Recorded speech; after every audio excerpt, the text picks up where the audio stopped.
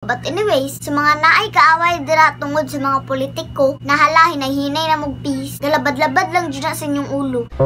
Magdinumtanay mong pila ka tuig, pero ang eleksyon, usara ka adlaw. Kalaki lang ninyo. Isipin mo yan, kaibigan! Pwede magsinabtanay, iya-iya sa taon mong mga panglantaw, iya-iya mong mga desisyon, so move on. Magdumot naman kahinuon. Oops, iwas-iwas din, baka ikay matamaan at magalit pa sa akin. Charot lang bitaw. Kalma lang jud tang tanan, akong balik-balikon. Di magpadalas ka init sa eleksyon, basin kita takihon. No, simba ko lang jud. Nasa uban na pagkamanghuhula, bukang bibig nila ang daog na midaan. Ay okay. Ay, okay! So, cancel na po siguro ng eleksyon, uy. Na naman day nakadaog, maghago pa ta.